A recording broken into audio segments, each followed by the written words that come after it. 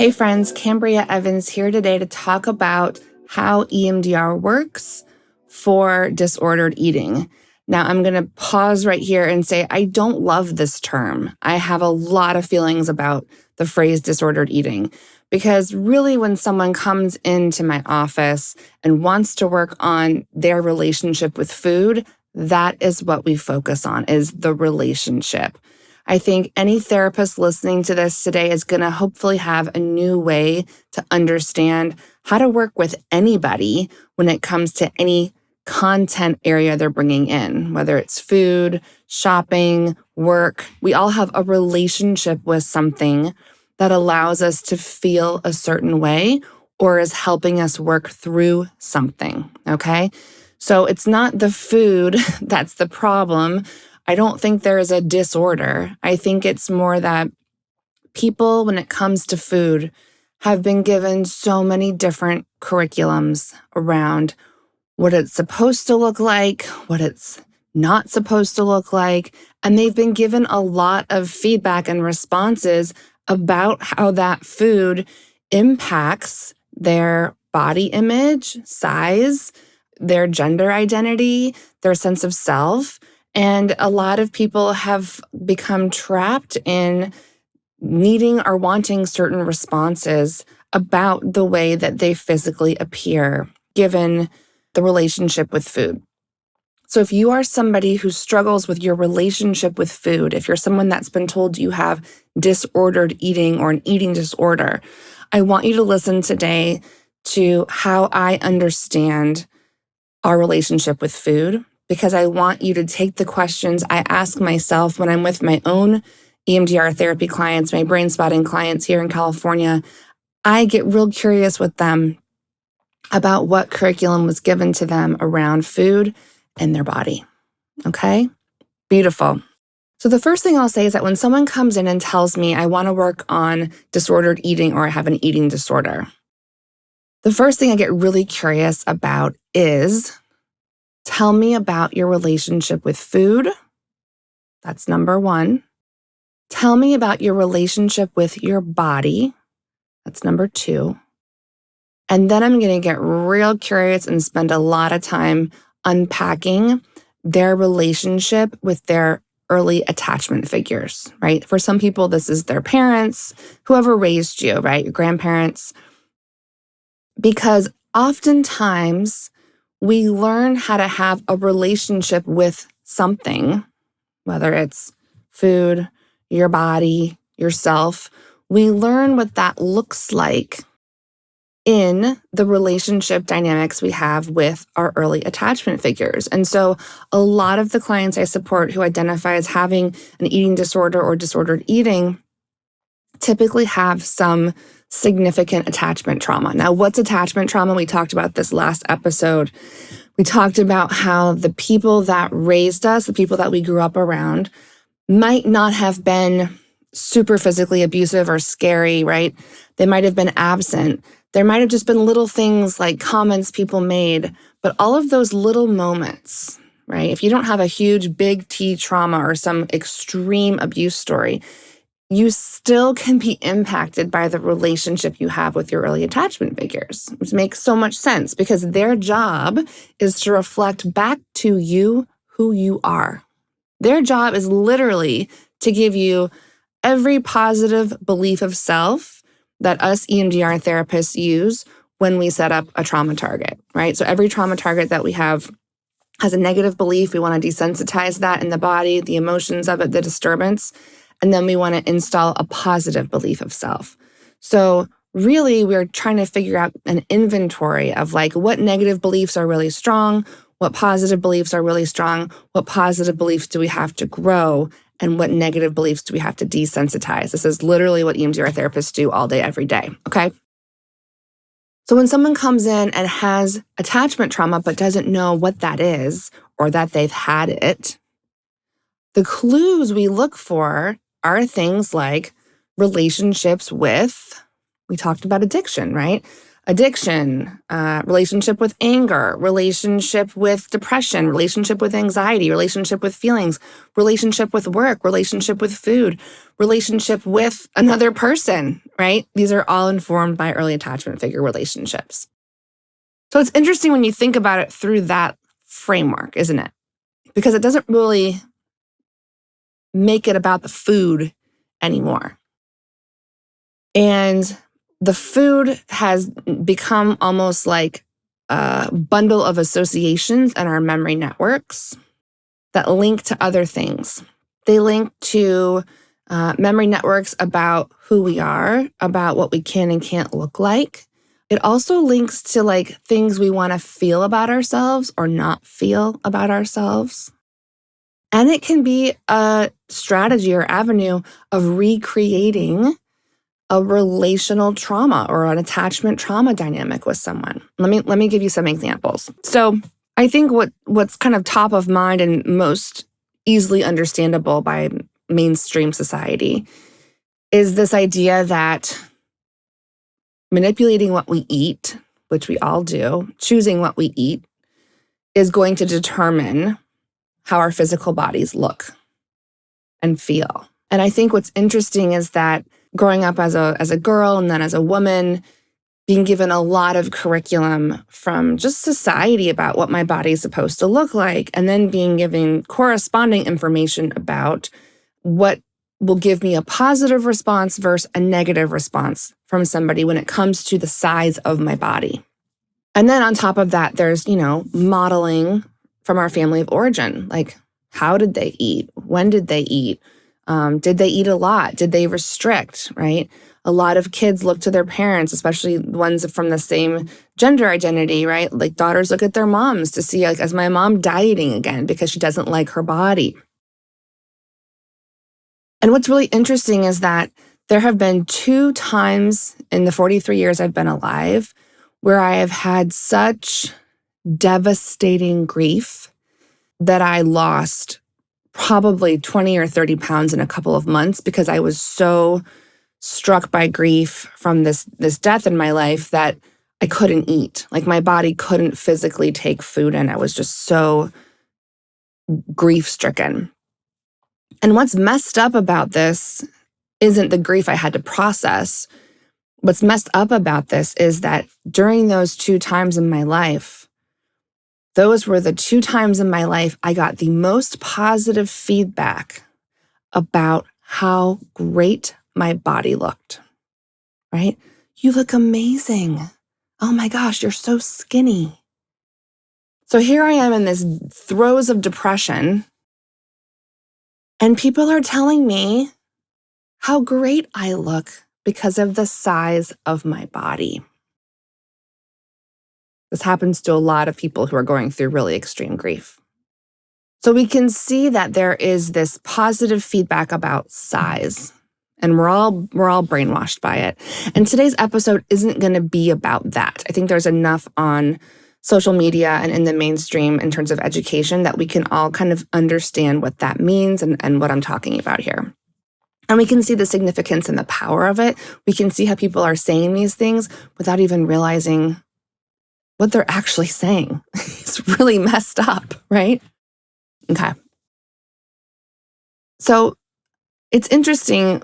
As kids, we learn what's going to give us positive feedback and negative feedback. We learn what's going to give us secure attachment. Okay. And creating secure attachment, if we don't have it securely in ourselves, we actively seek to get it outside of ourselves as adults when it hasn't been given to us as kids, or we haven't learned to give it to ourselves as adults. This is non-negotiable. This happens to everybody.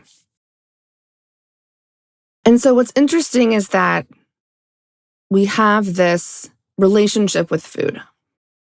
And not only does it work as a mechanism to control the size of our body, but it also allows us to feel like we have belonging, good enoughness, acceptance, value, worth from people's responses to our size. But on top of that, there's other dynamics happening when it comes to our relationship with food that as a trauma therapist, as an EMDR consultant, I find incredibly important and fascinating. So I'm hoping that if you're a therapist listening to this, you will get curious about this with me when it comes to your own patients. And if you are someone who is just curious about your relationship with food, try these questions on and see what comes up for you, okay? And get curious about yourself because you're worth knowing and understanding. So what's interesting is that food actually gives our body a feeling, like a somatic body sensation inside of us. And when we restrict food, we have the feeling of emptiness. We have literally our stomachs shrink, right? We have a feeling sometimes of control. So there's not only a somatic sensation happening of emptiness or smallness, but there's also a belief attached to it. Like we have an emotional experience sometimes when we restrict food of, I have control. And for a lot of people who have been in out of control environments, what do we do to create safety for ourselves? We actively find a way to get a sense of control. Now, is this real control? Not really. Is it destructive? Yes. But the feeling of having control and safety is what we are all seeking. And the same goes with binging or overeating. When we eat a lot of food, we can somatically feel it in our bodies. We can feel the fullness of our stomachs. And so for a lot of us who struggle with dissociation, which is kind of like zoning out or not feeling like we're really in our lives, having somatic anchors like overeating can actually help ground us into our own bodies. Because if you think about it, if I'm really full and I can feel the fullness of my stomach, that might allow me in my own way to feel like I'm in my body and to feel like I am grounded and anchored. Again, creating a sense of connection with self and connection with the environment. And for some people, that might feel like safety and that might feel like control. But what's nuanced about working with someone when they're figuring out their relationship with food is we want to get curious about not only the positive and negative responses that we get from people based on the size of our bodies or what our bodies look like for them. We also want to get curious about what somatically is happening for you that is giving you something positive. There's something positive in everything we do. I've talked about this before. I'll keep talking about this. When it comes to any urge or behavior, there is a piece in it, even if it's destructive, there is a piece in it that is giving us something that we need that we don't yet have. Okay? It's amazing how we do this. We do this with food. We do this with working. We do this with everything, right? So noticing that about ourselves is pretty important. And so when I work with someone around their relationship with food, I want to ask them things like, okay, so when you're restricting or when you're binging, when you're doing the behavior, what are the somatic sensations that you notice? A lot of my clients who binge and purge, the somatic feeling of purging for them oftentimes has to do with being able to get things out. And in this situation, the theme here is that they're actively filling themselves up until they feel uncomfortable.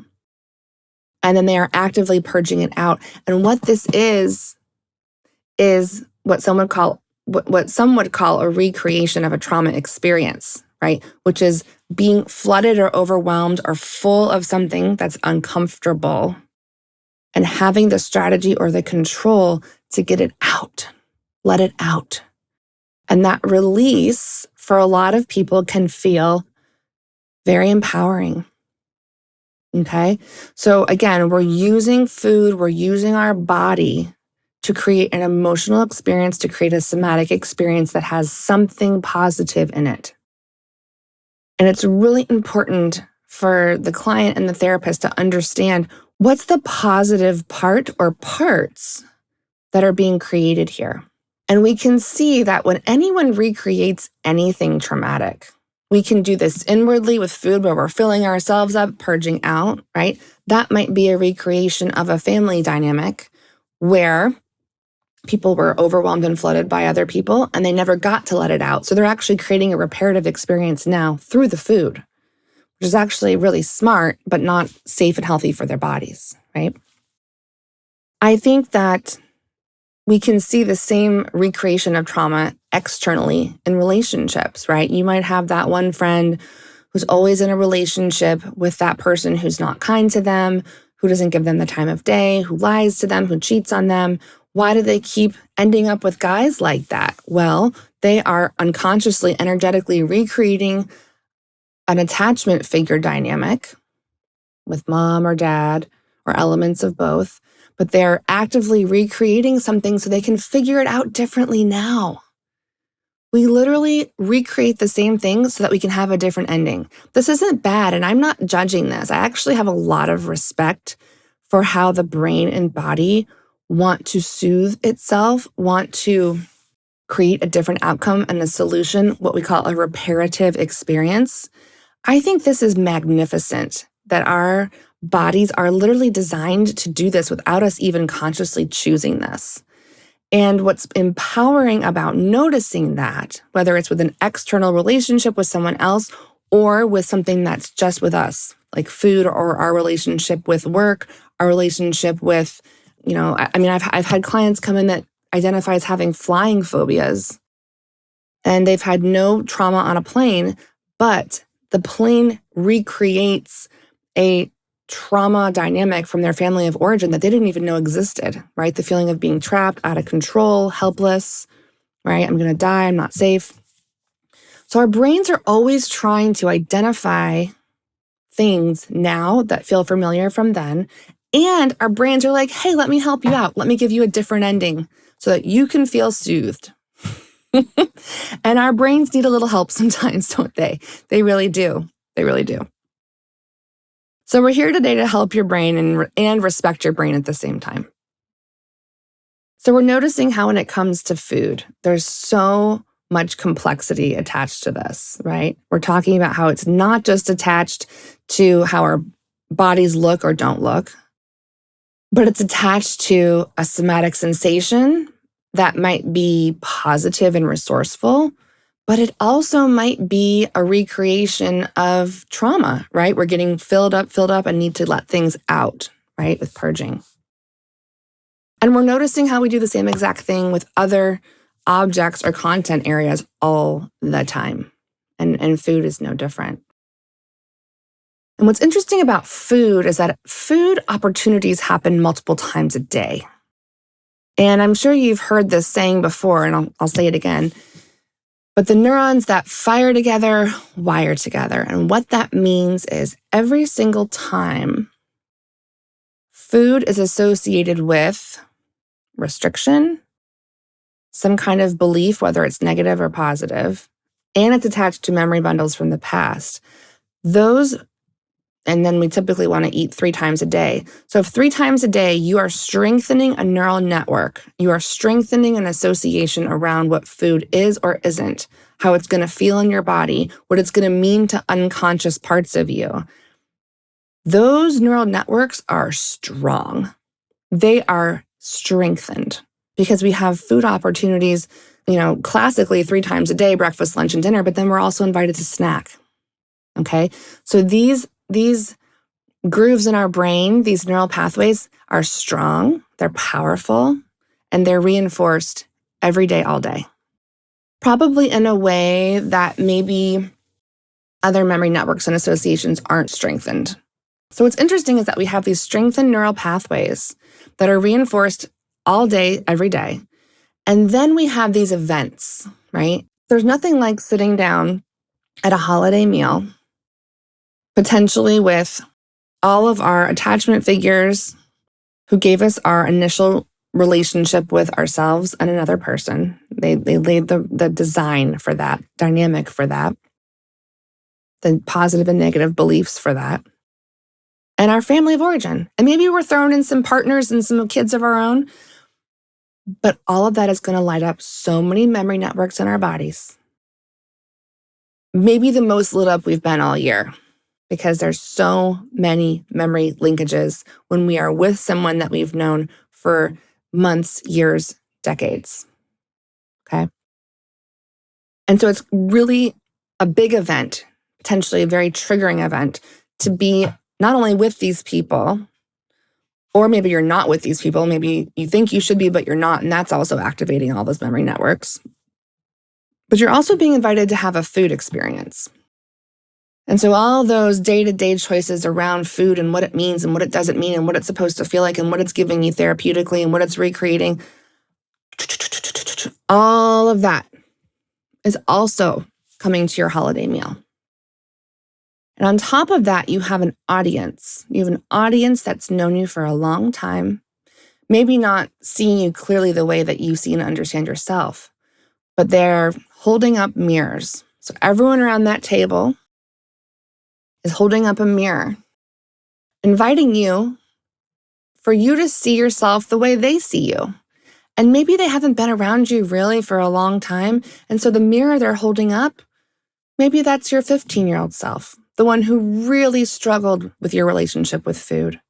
Because maybe you didn't feel good in the body that you were in. Maybe you weren't getting responses from people. Maybe you weren't feeling connected. Maybe you were feeling alone. Maybe you were feeling shameful about yourself, about this body, right, that God gave you and didn't even feel good to be in it.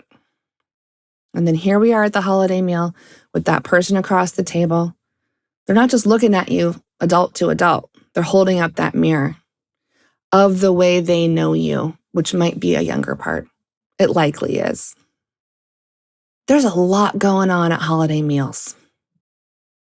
And I will tell you that as a therapist, the most phone calls and emails I get from clients in between sessions happen around the holidays, happen around holiday meals, because so much is getting activated. And it's disorienting. It's disorienting, right? Because we have this private relationship with food, and then we have this public relationship with food. And then things start to get distorted because we don't know which relationship dynamic with food is going to be present. And maybe there's a couple showing up. It's overwhelming. And I'm saying all of this not to overwhelm you and make you feel helpless, like you can't do anything about it. I'm empathizing with how hard this can be for those of us who have challenging relationships with food, and also challenging relationships with our bodies, and also challenging relationships with our family of origin, okay? And there's nothing like the holidays that bring all these three things together. Throw in some alcohol. Whoa. It's a lot. It's a lot.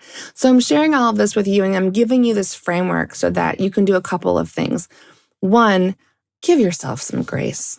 Give yourself some grace, right? And two, I want you to have an understanding and respect for your brain and your nervous system, that it is fighting for you, fighting to help you, even when it doesn't feel like that. I think one of the hardest things when I work with clients around any issue, but especially food, is that they don't even feel like they can trust their bodies. They don't even feel like their bodies are trustworthy. They feel betrayed by their bodies oftentimes. They don't like their bodies. They don't like food. And maybe they eat a lot of food and it feels like too much for them. And they don't like that. So there's lots of shame. There's lots of just kind of hating self and hating the behaviors, right? They might have a feeling of disgust afterwards, even though there's a somatic anchoring from being full. And I think this even gets more complicated with those of us who have some neurodivergence and might have a different cadence in our body, right? Or even just identify as an anxious person and have right? I think that food oftentimes can be an adaptation for someone. It can be a behavior, a place to put our hands, a place to put our mouth, a place to stim and soothe energy that we don't know what to do with. And also food tastes good, by the way, right? So we're getting that dopamine from the taste. But there's a lot of sensory soothing that happens from touching food, from chewing food. And so even just those behaviors, while they have a positive soothing effect for those of us that have a different energy cadence in our bodies for different reasons, that also has a consequence. It also might have like a disgust or a self-hatred afterwards, even though the experience had a good positive intention. So when you have a food opportunity or a food invitation this holiday season, I want you to think about what inside of you is getting potentially activated by just the people around you who are holding up a mirror, wanting you to see yourself the way they are reflecting back to you. First of all, know that you don't have to see yourself that way. That's their mirror. You're an adult. You can have your own mirror now, right? You don't need to depend on anyone anymore to show you who you are, okay? That gets to belong to you now. So that's the good news, okay? And if you have a food opportunity with these people and you're so desperately holding on to sense of self, holding on to your own mirror, just notice ahead of time, even as you're listening to this, just notice, what is my relationship with food like? Does it help me soothe sensory energy in my body? Does it help me kind of stim and relax? Does it help me recreate something that I'm trying to have a different solution now? I'm trying to give myself a reparative experience. It's a great question to ask yourself when it comes to your relationship with food. Am I feeling floaty and disconnected from myself and my life, and so food helps me have a physical fullness and anchoring? And how else can I get that feeling? I think that when it comes to food and there's excessive restriction or excessive intake, we oftentimes as therapists do the disservice to ourselves and our clients by trying to fix the behavior. Let's just make sure you eat more, or let's just make sure you eat less, or let's just make sure you don't purge.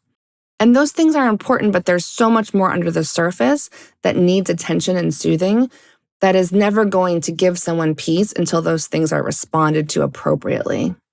And that's where EMDR really works for someone's relationship with food, because we can go back using EMDR, using bilateral stimulation, whether it's eye movements or tappers or self-tapping.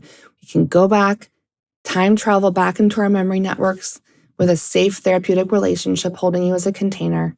And we can go back and we can reprocess any bullshit curriculum you got around food, any bullshit curriculum that you got around what your body is supposed to look like and what it actually gets to look like, because it's your body and this is your life.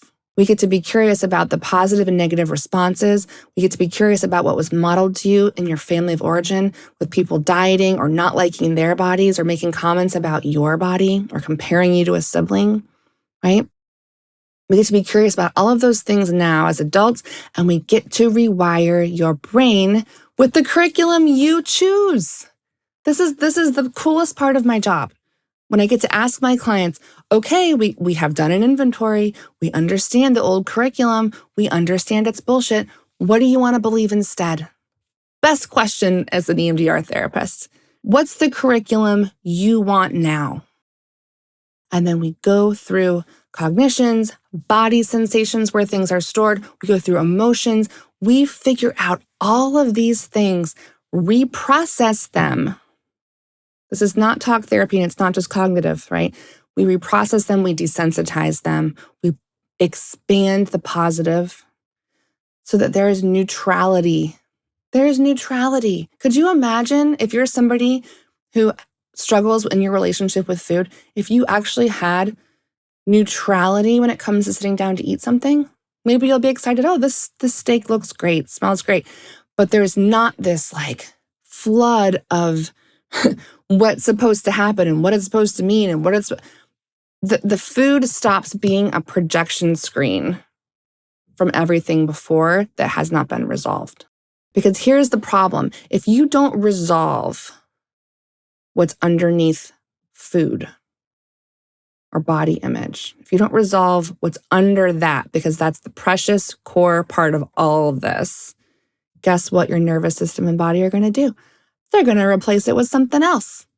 They're going to move from food to working, or they're going to move from food to smoking, or pick something. They're going to find another content area to project all of this onto. Maybe it's going to be an external relationship. Maybe you're going to develop a flying phobia or a driving phobia out of the blue because your body loves you and it wants to communicate with you, and it's going to give you all this information in any content area. Just pick one. And that's why it can feel like we're playing whack-a-mole when we only focus on the content, right? We figured out the food thing, whoop, and then look what pops up. Something else. Oh, look, it's the same dynamics from the food. We didn't resolve what's underneath. And this is where EMDR is so effective. It's so efficient. It is using what we know about the body and neuroscience and just your body's own natural ability to heal itself. That's it. So I hope this has inspired you to feel hopeful about your relationship with food. I hope this has removed your disorientation and dread about a holiday meal. And I hope this makes you feel so smart that you have choices and things you can do so that what's happening inside of you that's being projected onto food and all those really strong memory networks coming in and firing and instructing and creating urges and telling you what to do and not to do, all of that can be rewired because your brain has something called neuroplasticity, which means it can change. And I don't care how old you are, right? My oldest client was in her 70s, okay? You have neuroplasticity. You have resources to experience yourself differently because you deserve an emotional experience that belongs to you, period. So I hope this has been helpful. I get really excited about giving people a new experience of themselves. And unfortunately, I don't get to work with everybody that contacts me. I have a small private practice here in California. And while some people do fly in and work with me intensively for a week or so who don't live in California, I have created a resource that I'm really proud of. It's just the way I work with my clients here. It's the way I talk on the podcast. I've created a client workbook, and I'm really, really proud of the years and years of experience and training, my own personal therapy, my experience as a parent, like human development, all these things I've learned as a teacher at Stanford Medical School. Like I've just put them all into this workbook for you. And you can use this on your own. You can use this with your therapist, whether they're a talk therapist or a brain-based therapist, like an EMDR therapist or brain spotting therapist. It's a resource for you to understand yourself better, because that's where the power is for you. And that's where the game changer is for you. So if you're interested in that, there's a link below to learn more.